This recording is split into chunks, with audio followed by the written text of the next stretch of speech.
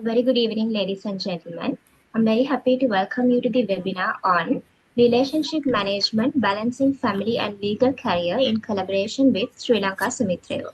For today's webinar, this webinar series is organized by the Webinars and Legal Symposiums Committee of the Bar Association of Sri Lanka. I would like to take this opportunity to thank the Chairman of Webinars and Legal Symposiums Committee and the President of BASL, Mr. Rajiv Amarsurya, the Co-Chairman, Mr. Chatra Galhena, Secretary of BASL, and Mr. Pasanda Silva, Treasurer of BASL, and the conveners, co-conveners, and the members of the Webinars and Legal Symposiums Committee. I would also like to extend my heartfelt gratitude to the Executive Committee of BASL for all the support and guidance. For today's session, we have with us an esteemed panelist, Mr. Arosha Rajapaksa, who is a psychologist currently serving in Sri Lanka Air Force with experience in military, clinical, and community mental health settings. He holds an MPhil in clinical psychology from University of Colombo, and his expertise span through psychotherapy, promoting psychological well-being through both clinical practice and education. We also have Ms. Jayangani, who is a volunteer of Sri Lanka Sumithrayo. We warmly welcome you as well. Our moderator today is Ms. Tanuja Jayawardena, who started her early career as a corporate lawyer in Nitya Partners and currently working in Mars Holdings, where she takes over the head of Women Go Beyond team, now overseeing all initiatives in the areas of women empowerment and gender equality. Over to you, Ms. Jayawardena. Thank you, Dinali. Hi, everyone. Good evening, friends and colleagues of the bar. Thank you for joining us. I hope we're all audible and clear. I have, as Dinali mentioned, Arosha and Jangani with me. And when I heard the topic for today, I thought, wow, isn't that something we'd all like to be better at, managing personal relationships, navigating life and work better? Because if you look at mental well-being, our personal relationships probably are the biggest driver of whether we are okay or not, whether we have satisfying, fulfilling human experiences or not. But it's also a space in which we rarely have perfect solutions or the right answers. So I hope today's conversation will give you some food for thought. The format of this will be that Jangani and Arosha will share a presentation with us that they have prepared. And while they are speaking, I would invite you to share your comments, your questions, agree, disagree, and hopefully we make this an interactive session. I'm sure I will have questions for them when they're done. So let me now hand over to Jangani to start off. Thank you. Yeah. Good evening, everyone. It's great to see you all. So if I may start by giving a little background about Sumithrayo. Sumithrayo is a government-approved charity founded in 1974 by the late Mrs. John Dimel and was incorporated by the Act of Parliament number 10 of 1986. And our purpose is Sumithrayo is non-political, non-religious organization focused on providing emotional support to help those at risk of suicide. And our vision is a society where people are able to explore their feelings without fear or prejudice, understand and respect the feelings of others, and where fewer people die by suicide. And actually, we are not only a suicide prevention line, but we do work as a crisis support line where anyone can reach out to us when they need some emotional support. So Sumithrayo shares the same vision as the Samaritans of UK and Ireland, Befrienders Worldwide. Befrienders Worldwide is the international arm of the Samaritans and follows the same principle and practices. So organization run by, as you see, it's run by volunteers from different walk of lives.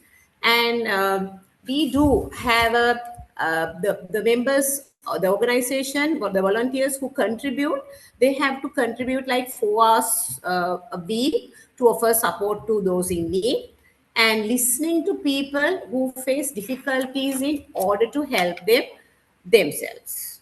Sumithrayo, we do have a training. It's a very educated training process, and volunteers go through probationary period like 6 to 12 months before their full uh, registrations. And volunteers are able now, how can y'all contact us?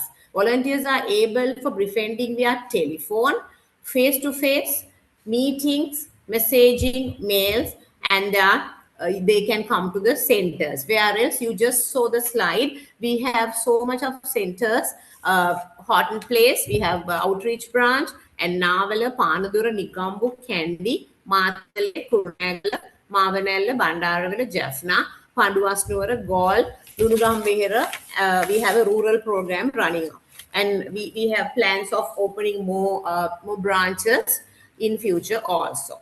So there you can call us through, and this is our line. So anytime you can reach out, you can come and visit, you can email us, or and we are open all the 365 days. So just mention the number. You can call at us at any time on 2692909 or 2696666. Head office, you can call 070-730-8308, and branches numbers, you can call the head office and get the details. And we have we have our other services. We have Mil Medura, that's a Sumithrayo drug demand reduction program. We call it DDRP, facilitating for addiction interventions. This is actually not only for drugs and alcohol, it's basically for phone addiction, social media, anything. So you can just walk in, the service is still free. And we are open like morning 9 to 4. So that's what about Sumithrayo. And then I would love to hand over it to Arosha. Thank you, Jangani. So we're talking about relationship management, and I'm so glad and happy to be here with a very well-read and a very well-educated fraternity in Sri Lanka. So we'll talk about a few things which were kind of informed to us on certain areas with the limited time that we have, but still the floor is open for you to bring out your questions. So we'll see how we can support you on that. We're actually talking about some practical frameworks for lawyers to manage relationships with spouses, parents, and children while maintaining professional work as well as your well-being. And one purpose of this is to create predictable routines, communications, and things like that, which we always see where we kind of tend to lack on certain areas. And this is mainly about a little bit of adjustment as well. So we'll start with managing spousal relations. Okay, so this separation is not for anything else, just for you to have a little bit of an understanding. So not that I have kind of separated this like saying that, okay, this is how it has to be. But then this is just for your reference, so it's easy for us to understand. Like for an example, the beginners, the junior practitioners or the beginners are the ones who just starts their careers. And then you have the mid-career who have like achieved certain things and who are achieving, and also you have the senior practitioners who have been there for quite some time in the field and who are more of in a role of mentoring the juniors. So if you look back to your where you are right now, and if you are a mid-career person, look at your junior days. If you're a junior, you might think, okay, what would my next few years to be? A senior can, of course, reflect on what you may have gone through at that time. So things kind of change. So one thing, like when it comes to junior practitioners, One a very important thing that we always see, even for others as well, is lack of communication. Where if your spouse is not from the same background, they may not necessarily see what you are doing. And then in common terms, we have this concern where you put everyone in that same title and you expect everyone to behave in the same way. Like, for an example, your next door neighbor is also a lawyer. So you might compare your spouse and say, okay, if she or he can do this and come home at this time and do this and the other thing, why can't you? So the concern there comes is with communication, where you have not communicated to a person who is not in your fraternity about about your schedules, how you work, the things that you have to do, and things like that. Because these communications brings a lot of awareness in relationships. We're talking about your spouses and partners. Most of the time, the issues come up with when there is a lack of communication. So, of course, junior practitioners, it's common that we had a discussion on this also previously with unpredictable hours of work, and you also strive to improve your career, want to become someone, and all those things are there. And also, it is important that you give a little bit of time to your spouse, your partners, your whoever whom you're sharing your life as well. And then when it comes to mid-career, you have all these power asymmetries because you have a lot of responsibilities. Say if you're a lady, you have the house to look after, you have your career to look after, and you have other things also coming up. We'll discuss other things later. But then, yes, because this is a period where you are kind of stable and you are doing something. And then when other things pop up, again, you might feel a little disturbed as well. And then when you grow or when you are a senior, um, you would renegotiate your plans of the things that you are doing, how your family would be once your children leave, and then even how you and your spouse would kind of manage your life together. And uh, yes, what you have been doing and what you will do in future, again, it is a question. So those are little things that we might not necessarily think, because we are kind of at most of the time are focusing only on our careers, but at times because we assume that others are kind of supporting us. So one thing, irrespective of what group you fall into, it is important to set certain boundaries. So, okay, it's not practical to establish clear work hours everywhere all the time with the work that you have. I know it's very intense, but you can kind of have a little bit of time for you and your family as well, because that is also important. And how you support your uh, home front, how you support your spouse, those things are also important. And also checking your priorities, uh, that is to prevent resentment, because there can be times later on where you might feel some guilt to say that, okay, if I had done it at this time, it would have been different or it would have been better. So to avoid those things, you can always like kind of reassess your priorities and see. Because there are times, yes, say for an example, if you're a beginner, you're very career focused because you want to achieve something, you have your role models and you kind of push yourself for those things where you might kind of, not that you purposefully do it, but then there are times where you might like neglect your spouse, neglect your girlfriend, neglect your boyfriend, anyone. That can happen, not that you do it purposefully, but then there are certain things that can happen. And also, like, you can arrange your times, use mutual calendars where both can have little bit of time and all those things. Because, okay, we will come to that later as well, because we are going to talk about talk a little bit about uh, quality over quantity. Because most of the time, what we say is we don't have time, but we don't take use of the time that we have. How we can use the little time that we have, even if it's 5 minutes, that time to make it a quality time rather than just saying, I only have 5 minutes. So again, having joint schedules, time blocks, those are like little things that you can actually do with your spouse. Plan little things, and not okay. There are things that you might not be able to like set it as it is, but you can try these things. And for an example, if you take your yearly calendar, not the entire year is busy as always, I guess. I'm not very sure. Please correct me if I'm wrong.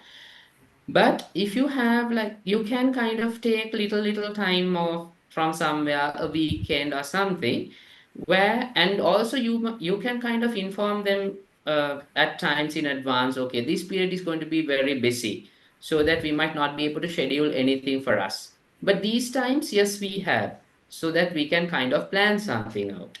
So where they also feel that they are also being taken care of. It's not the materialistic things all the time, but being emotionally sensitive as well. Conflict resolution, yes. Having a structured approach, of course, you are like very well familiar with structured approaches in your day-to-day work as well. So identifying issues, expressing needs, agreeing on actions, proposing solutions, those are like very common things which we may not necessarily kind of see in that same way. And also, when you are like very involved with your work, we tend to like live the same life even at home.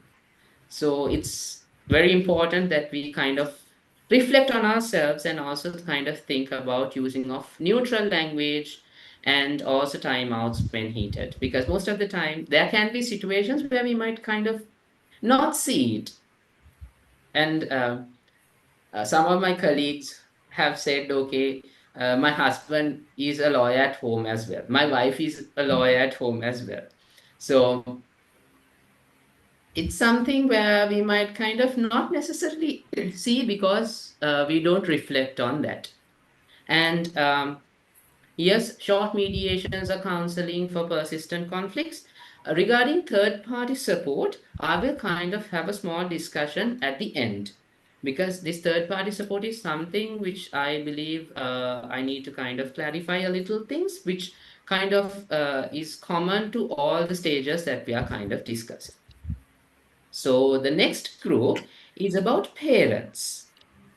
Again, like if we categorize this the same way, uh, okay, although I have mentioned as own parents, even your in-laws also come into the same thing.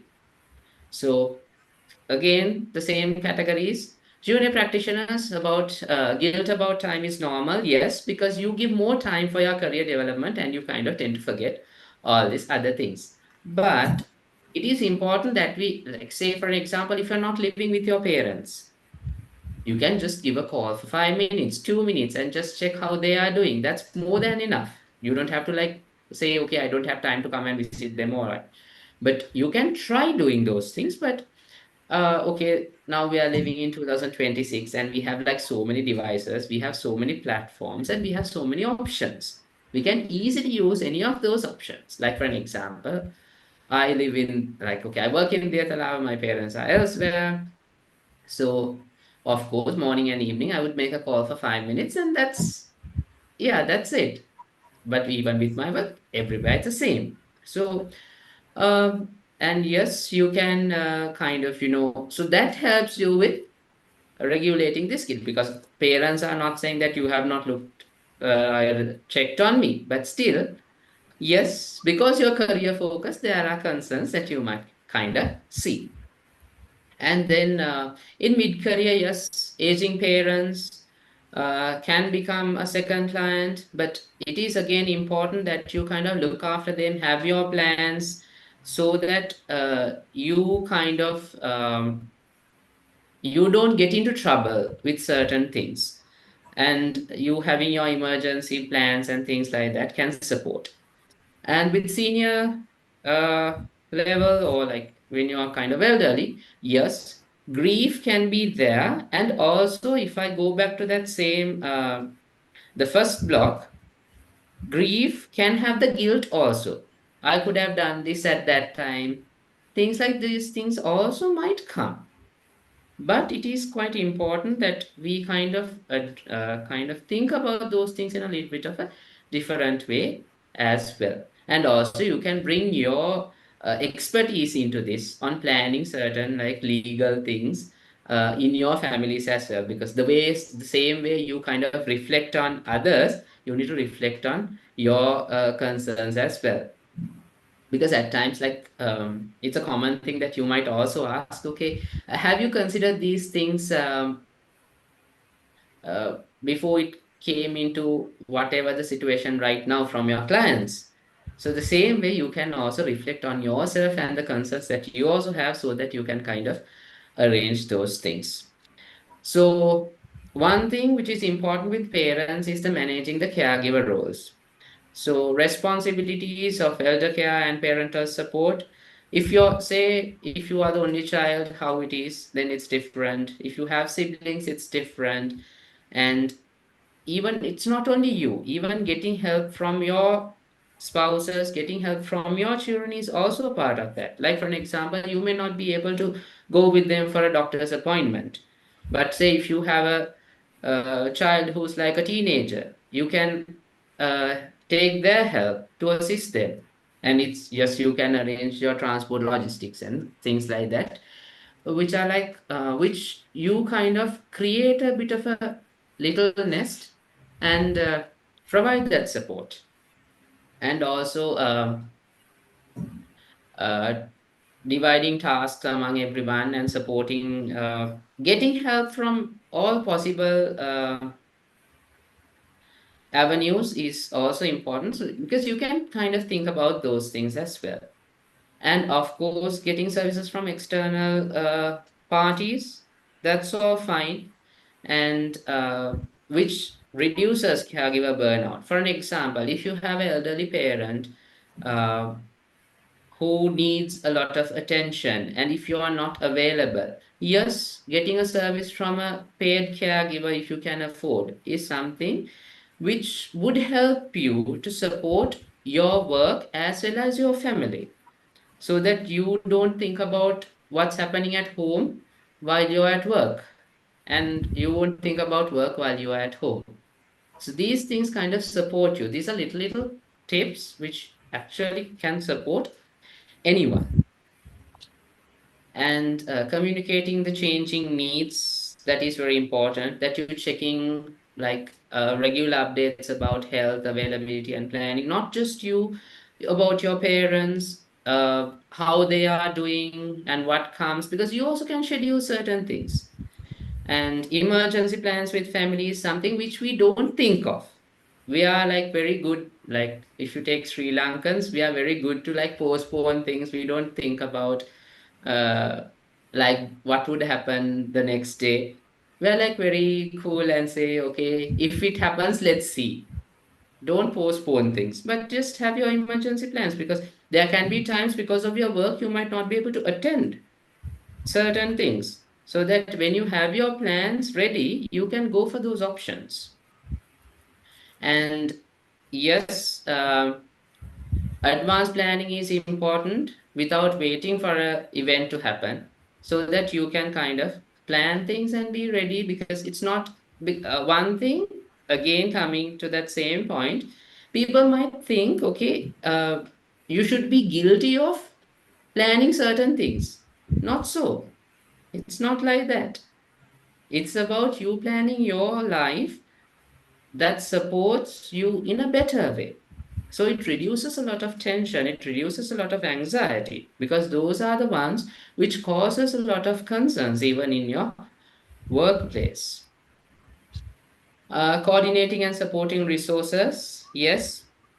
Uh, get all the family members involved, give them little tasks, so that you can always kind of get those support, as I mentioned before. Okay, the next group, which is very important, is about children. So when it comes to children, I would like to mention a little bit about the generational gaps. we are talking about Gen Z and also Gen Alpha. Tech savvy children who are very demanding, they are the ones who are working right now. And then we always think, okay, we behave this way during our childhood, and now our kids are behaving in this way. So we also need to learn a little bit about them as well. That is important. Okay, so when it comes to children, uh, yes, uh, having little kids, working with them, uh, yes, you will have like a lot of issues because you need to spend a lot of time. And also, when it comes to female practitioners, the time that you spend during like just the few months after childbirth, you kind of give time for a child and your career is at hold. So there are so many things that happens, and it is important that all the family members and even peers, colleagues support. And uh, working with kids, yes, you need to have time, you need to spend time, and also it's about quality time. It's again what I mentioned before, it's about quality over quantity. If you have like 2 hours which is disturbing, and if you have 5 minutes which is not disturbing, that 5 minutes is more important than that 2 hours, because that 5 minutes you can actually engage with your kids. That is very important because kids need a lot of emotional support. The more emotional support you provide to kids, it's easy to work with them, because if not, only they become quite isolated and they go in for all these issues where they face uh, the things that you see on media and the things that you kind of hear. And then when it comes to mid-career, yes, you have your uh, school-going children, teenagers. Their requirements are different, demands are different, and also you need to be a little bit mindful on working with them as friends, not just like, how you manage certain things, creating a very safe environment for them, and also kind of assuring that your family is a safe environment, is the safe environment. Because if the parents do not support children and say, okay, whatever happens, you can come and share with us, you can come and tell us, so that children have that confidence, even if I do something wrong, I know my parents are there. It's whatever happens later is a different thing. But if you kind of like blame the child, or if you kind of do not trust the child will not kind of share things even if the child is in trouble. So those are the things which most of the time if we see in society, which leads to a lot of issues. So, and also keep in mind, when children are in your teenagers and like when you talk about mid-career, you're like at the peak of your career, you're like you have achieved a lot, and you are a big shot. So yes, and how your children behave also kind of has an impact on your career as well. So Hi, everyone. it Dagny, I think Arusha. yes, it's a little something that we need to Right. kind of reflect on them as well. And yes, at later stages, yes, um, you have adults, children who are adults, and they've gone to university, they get married, and all those things. And then you kind of also you have this thing of, okay, what you need to do next, how are you going to improve your life, what and what not.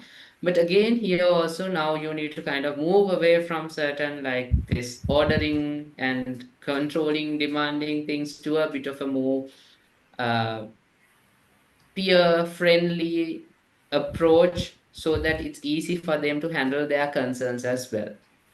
It's like after teenagers, be like friends with your children. So one thing with children, which is very important, is age appropriate conversations. So depending on the age, you need to address. And also like using simple explanations for young children, and like with teens, be more open. whatever they say, whatever they share, it is important that you kind of discuss those things with them so that they also feel comfortable and they know that they can come and tell something. Okay, if you reflect about to your teenage years, but not everyone got the opportunity of sharing everything. So, okay, to be honest, like I had very weird parents, so I could share anything with them, and they also kind of shared a lot of things with us. So that it gives the opportunity to say that, okay, I'm at a safe space. So that is very important. And also checking on them, seeing what they're doing. It's not about like, helicopter parenting or something like that. This is basically about like being a support to them, being emotionally available to them. Not to say, okay, I send you to a school like this, we are spending a lot of money because, the commonest thing in our context is that we take children on a guilt trip and say, we have spent this much on you, we are doing this, we are doing that, and I'm working all this time to provide you with this, and so many things. I'm not saying I can't say it's whether right or wrong, but it's better to like be emotionally available for them as well. It's again quality over quantity. uh, the 5 minutes that you have, please use that to be with your children and help them, support them. That is very important. To see, okay, how you are doing, children like you can see a lot of difference in them. And of course, consistent routine and presence is very important. And also make sure that you don't give like promises which you can't keep. If you say, okay, let's go out for dinner on Friday, please make sure that you kind of adhere to that so that they know that they can trust you as well. If you can't, like anyway, like previously with your spouses, also we kind of discuss with the same thing, like have your little time slots for them as well. The same way that you spend time with your spouse, the same way you need to spend time with your children as well. And also keep in mind, it is, yes, we would like to spend time as a family, parents and children, everyone. At the same time, parents need to spend some time with children, and also you need to spend time with your spouse as well. So that is also important in relationships. Um, Handling emergencies, yes, which is very important. Have your emergency plans with children. If something happens, like say your child gets sick in school, what's going to happen? How are you going to handle that situation? There are a lot of things. So whether you're a father, whether you're the father or the mother, irrespective of what it is a shared responsibility. And okay, I don't know about you, but I will share something about me. There was a time where my brother and I used to go and stay in my father's office after school. My father used to pick me, and like I would spend like okay, finish school at 12:30 and then be in his office till about 5:36. I simply don't have anything to do. I just play around because there was no one to look after us at home. But then they took that risk, not risk per se, but then yeah, they took that opportunity. I don't know how flexible that can be with your career, but always having these plans are quite important so that you don't kind of get into trouble. So because and also you having your uh, flexible calendars, having support from others, because sometimes we kind of ignore the support that we have. We don't actually see the support that we have. So these things are also important. If you can maybe drop your child with a friend or a colleague of yours, like for 10-15 minutes, if you get stuck with something, these are like mutual support systems. The same way you kind of seek support, you need to support others as well. These are like common things that we kind of see around. And then the next group that we are talking about is related to work-life balance. So again, we are just talking a little bit about the same groups. So junior practitioners, yes, you start and you kind of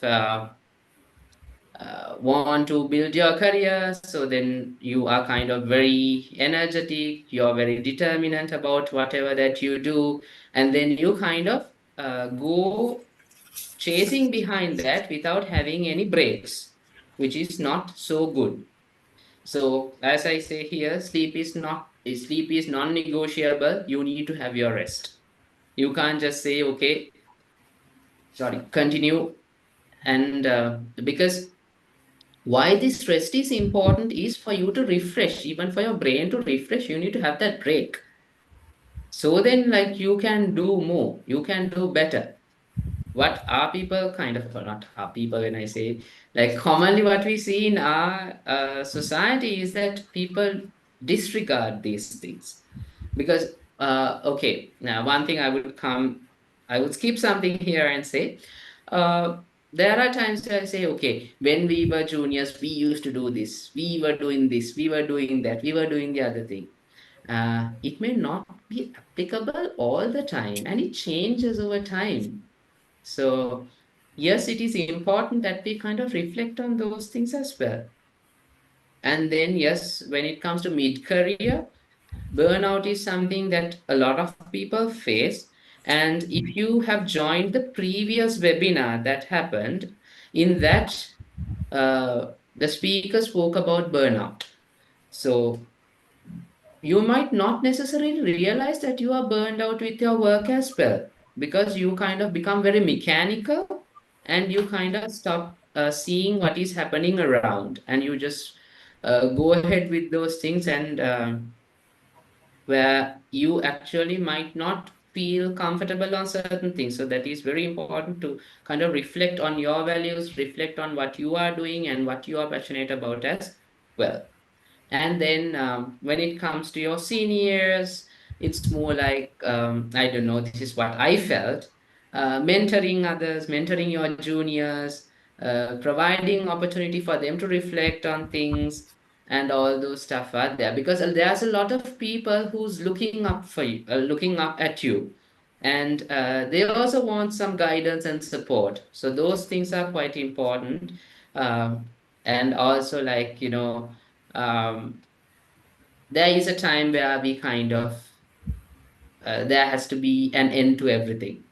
So how we are getting ready for that as well. Not that I can do this for like forever.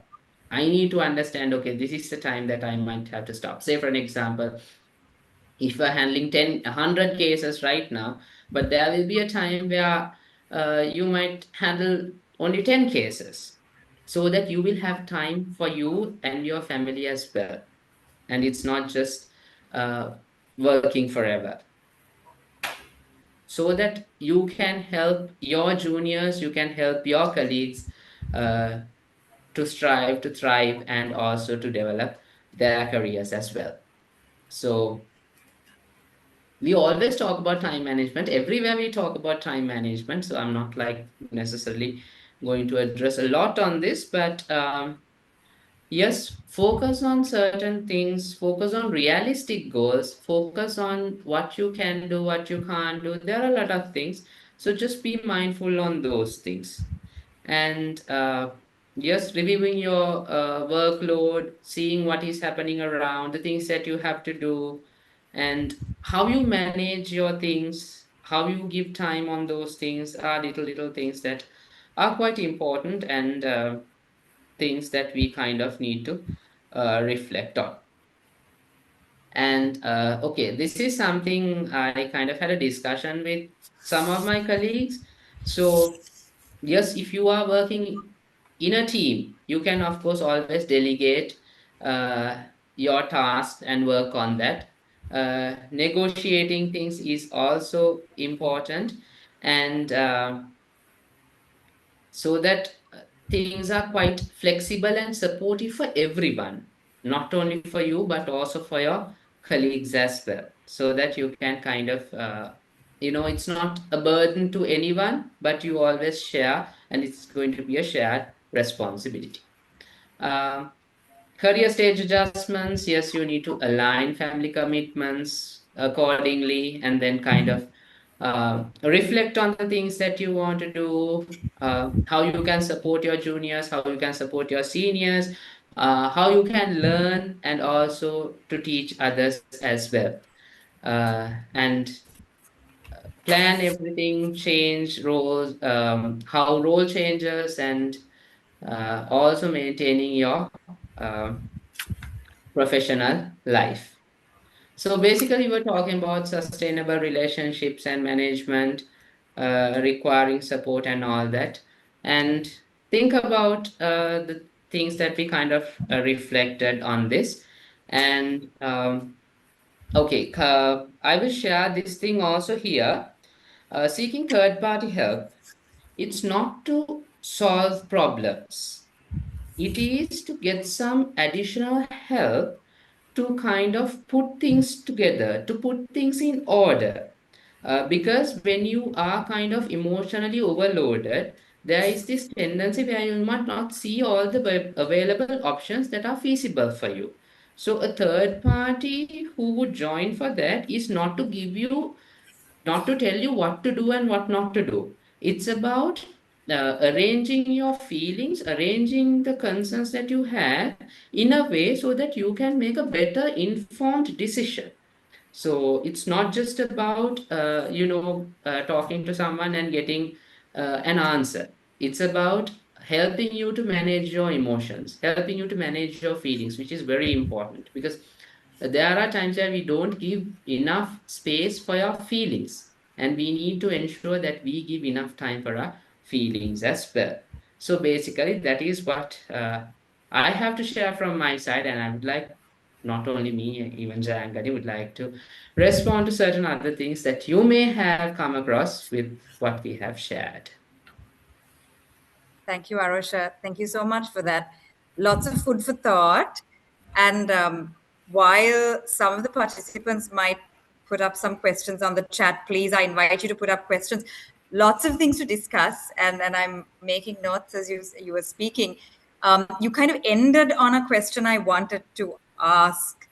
This thing about reaching out for support, for mental health support.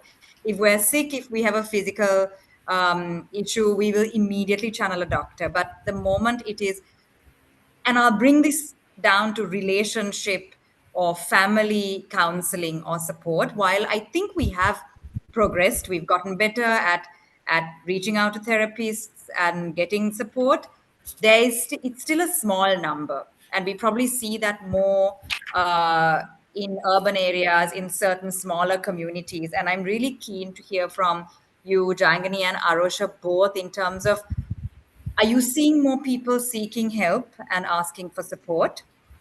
Also, this thing that you said about Arosha, I think because we're speaking with the legal fraternity, sometimes I feel like in the educated population, in people who are managing careers, solving problems day in, day out, there might be a little bit of arrogance also in us to think, oh, I don't need someone else coming in to explain things to me or fix things in my relationship. I know how to do this. We can manage this. So something you said was really important. It's about recognizing your feelings and getting support. What are your thoughts around that? Do you see a difference or a change over time? Arosha, to you, and then and Okay. Jayangani. Right. Okay. So one thing is that as a country, we have evolved, and we see that people seek help. Compared to like say 20 years ago, now actually Okay. people seek help and people are quite aware, and people do kind of think that okay, well, we need some support. One thing I would like to kind of say here is that okay, irrespective of all those things, still there's a little bit of social stigma that we always see. But at the same time, I would like to say okay, in my general practice, there are certain things that or certain concerns that come to us, or even like say going into certain levels where they need some psychiatric help. Uh, but if you kind of reflect on those things, there have been situations where those would have been dealt at a very early stage, where it would have not ended at that level where they would have where they wanted uh, pharmacological interventions or any other therapeutic support or anything like that. They could have like easily managed it beforehand, but the circumstances have led to what they are going through right now. But in some cases, not all, but there are a few cases like we have seen like that as well.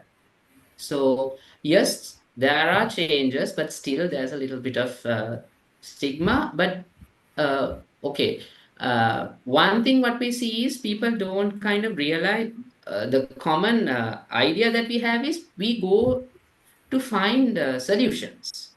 That's right. It's not about finding solutions, it's about managing your emotions, helping to sort out those emotions. That is the purpose of this, so that it will lead to make informed decisions with the things that you know and you can. Jangan? That's interesting because yeah, Jangani, go ahead, please. Yeah, I think because basically that's where Sumithrayo comes in. We have trained volunteers to listen without judgments and with unconditional positive regard. Okay, so we maintain the caller's confidentiality, and then we support them to explore their own options. So rather than talking to your a friend, we are a better option in that case. Uh, I think that's yes. So there's probably some sense of neutrality, whereas Yes. your friends, I mean, it's always good to reach out to a friend or a family member rather than not talk to someone. But the moment you Yes. come to a place like Sumitrayo or you reach out to a counselor or a therapist, the point is that they're not bringing their own biases about you or your partner or your family into that conversation. And I think the point you're making, both of you, is that sometimes we think counseling or therapy is the last step, or when things are so bad, that's when you think, okay, fine, let's do some counseling. But maybe if we approach it a little differently, like what you're saying, Arosha, about supporting and managing your emotions, we might seek help earlier so we don't come to that breaking point.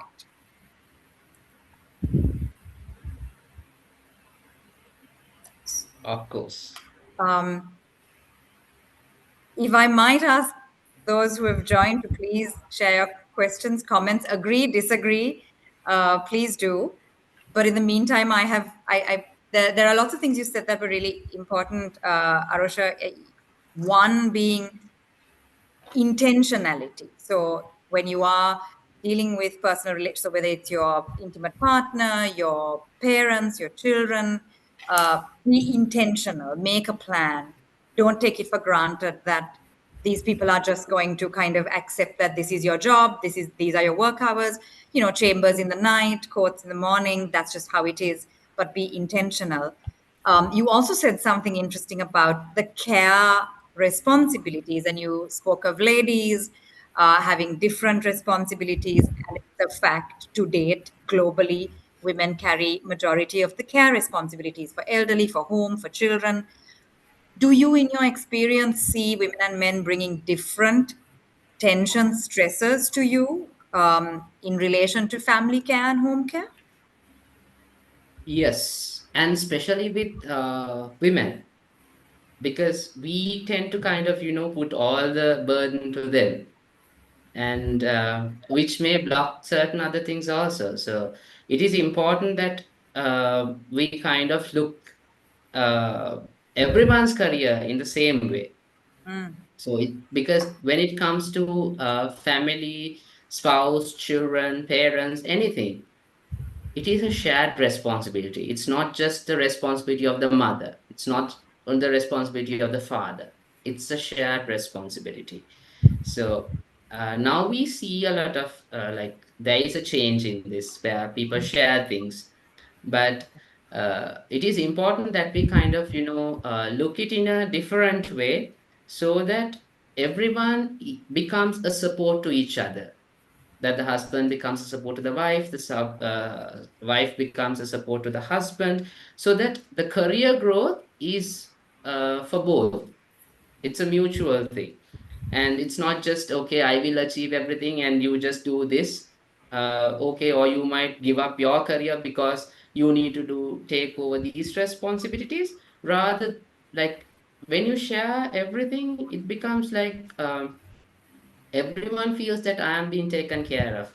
I have also achieved things in my life, so that not that I have left, I have kind of like say in another 20 years time to say that and feel kind of worried about why did I give up my career or something like that. So it's a shared responsibility. And most of the time, those things are not kind of discussed. That is important. The more you discuss these things, it's easy. That's why I kind of mentioned that early careers, like sharing these things with your spouses, with your girlfriend, boyfriend, and see how you would plan things out, because it's your life end of the day.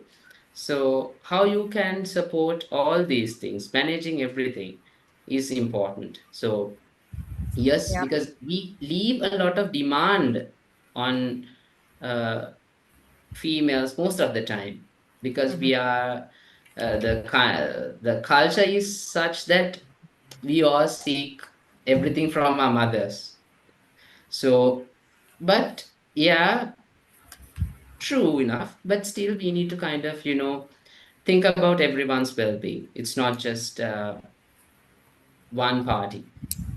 It's interesting because they say that even where you have the privilege of having care services or even extended family, the mental load that women carry is very, very heavy, because you might have someone at home or even your parents or extended family doing things for the child, including even the father doing things for the child. But you're planning, you're making the list, you're deciding what goes into the school bag to the sports bag to everything. So mental load becomes a big question. Jangani, anything you want to add there in your Yeah, like, experience? yes. Now, 1995, Sri Lanka reported the highest suicide rate. So we were the number one, comparing all the countries in the world. Now here we have, right now we have taken it to somewhere around 29. So it's like still 3,500 per year. Okay, so which is still a greater number, and you hope now. So imagine, out of that, 4 to 1%. So like there are 4 men per one female. Okay, so that's a very highest number for men. Okay, so that has different causes, but still, people, men do call us. So because then they know, now we provide that unconditional, non-judgmental approach. So that's why we say, you just talk to someone, because once you shared your problem, it's shared, right? It's half gone. Okay, rather than keeping it to yourself, do take use of us. That's the next point I was actually going to come to, Jangani. Thanks for Okay. bringing that up, because we do see that there is a difference in the genders when it comes to seeking help also.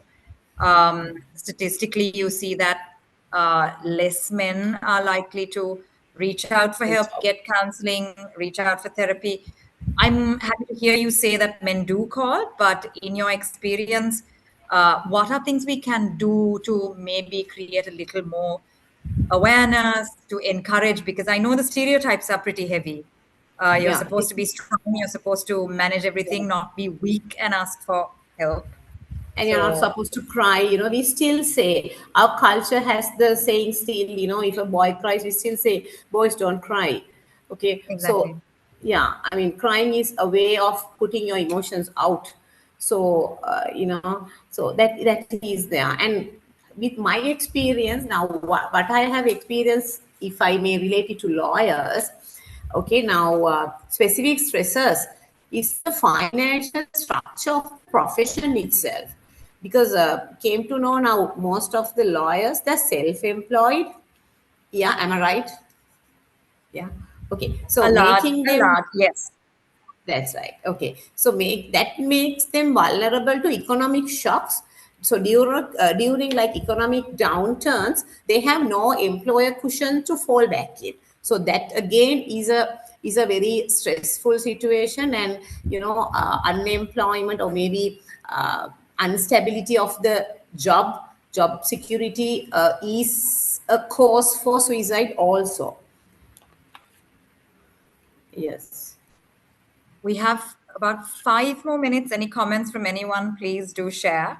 But in the meantime, because you were talking about lawyers and specific stresses of the job and the structure of the work, there's something, Arusha, that you mentioned in the presentation about how all of us can sometimes tend to bring our work into our lives. Lawyers are trained a certain way, to think a certain way. There are skills we're taught, preempt things, find solutions, exit clauses, all of that. We could let that seep into our lives. Any comments, any kind of thoughts on how we might be able to check ourselves and maybe address some of that? Okay, so one thing is about reflecting on you, the things that you do, which we generally don't do. That's a very common thing. We don't kind of reflect about ourselves.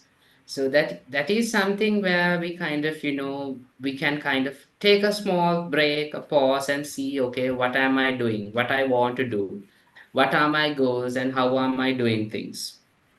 Because most of the time when we are not aware about ourselves, we tend to kind of unintentionally or not necessarily knowingly, we act in the same way in almost all the situations. It's not always that, because your home has to be your home and your workplace has to be your workplace. So how you differentiate it is about what kept you where at what time. So uh, it's again about self-awareness and knowing that, okay, I'm going home. Yes, you will share your things with your family members, certain things, but it should not overburden them as well. And also at work, you can share a little bit of things from home as well, but it should not like kind of cover your professional work. So reflecting on you, thinking of what's happening around me, what am I feeling? What is going on with me is very important. If you know, if you or try to understand what's happening with me, what I feel, why am I feeling in this way, would help to differentiate that so that it makes you feel comfortable and you know, okay, this is what is happening and this is how it's going to go. And also one thing, people ask for like things like, okay, what can I do? The thing is, it all depends on the person. Jangani, is it just, I think we lost Arusha for a second. No, Okay, am I he's audible? there. Okay, so Yes, you are. people think that people ask, okay, what can I do? It all depends on the person and what the person likes and dislikes, because no one can say, okay, do this, do that, do the other thing. You need to find out ways which supports you. It is the person who needs to kind of reflect on certain things, because not what I do, what I like may suit another person, not in the same household even. So it depends on the person to person. So it is I who need to kind of reflect on myself and see what supports me. At times, just eating a toffee might help you, but it may not be supportive for another person who uh, may have a lot of health issues. So it all depends on the person and what you do, how you do, to what extent that you are doing that. All those things are kind of personal things. So it is important that we individually reflect on those things.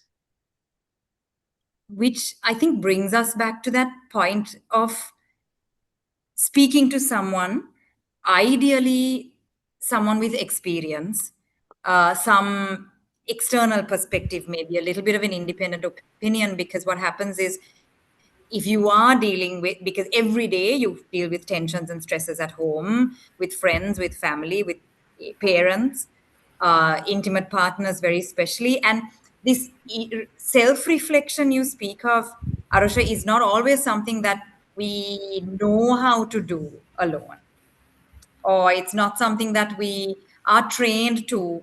So, speaking to someone can really help us, or someone can guide us through that self reflection, because we're not always very good at it in what we call our very busy lives. Yes, can I add a small thing here? One thing is it's not just the experience, but the listening here. What Jayangani mentioned, it's about like listening without any disturbances, because that helps a person to kind of sort out certain things. We are at time. Jangani, anything you want to add? Yes. So what my last word would be, please do call Sumithrayo, visit Sumithrayo, because your mental health is important as physical health also. So, you know, you have to look after yourself. Self-care is so important, as Arosha just told. So we are just open. We have so much of branches. We are just phone line away. Just call and get support. Arosha, final thoughts from you? Yes, it's basically about reflecting on reflecting on what's happening with you, and also supporting you in possible ways, plus seeking support when needed, so that it will help you to kind of lead a better professional life and also a better personal life. Thank you. If I might summarize some of the key takeaways, first one, I think for me is be intentional. Be intentional with your families, whether it's parents, children, intimate partners, spouses. Be intentional and plan. Look at when you're going to have your conversations, and acknowledge the fact that you need to have these conversations. Communication becomes key. Don't just take it for granted that everyone around you is going to understand what your work is like, what your stresses are like, because everyone is dealing with their own. Speak to someone, reach out for help before it gets to a breaking point, before it becomes something that you cannot handle, and at which point therapy or counseling might not necessarily be something that works for you. Recognize the different challenges that people have, where if it's especially when it comes to the genders, the men and women, and the different challenges that they're facing, and be sensitive to it. And of course, be open to challenging your own biases, questioning yourself, so that you might be a better partner, a better parent, a better child, or a friend. Because at the end of the day, our personal relationships probably dictate how well we will be. So thank you very much for joining. Arosha and Jangani both, big thank you to you for having this conversation with us. I'm going to hand over to Dinali, I think, to just share some closing thoughts. Thanks, everyone. Thank you, Tanuja. Thank you, everyone. It brings us to the end of the webinar on relationship management, balancing family and legal careers.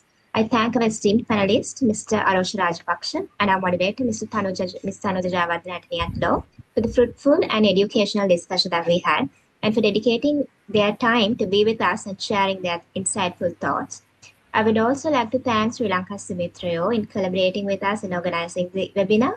I also extend my thanks to all the participants who joined in for us today. Thank you, and I wish you all a very good night.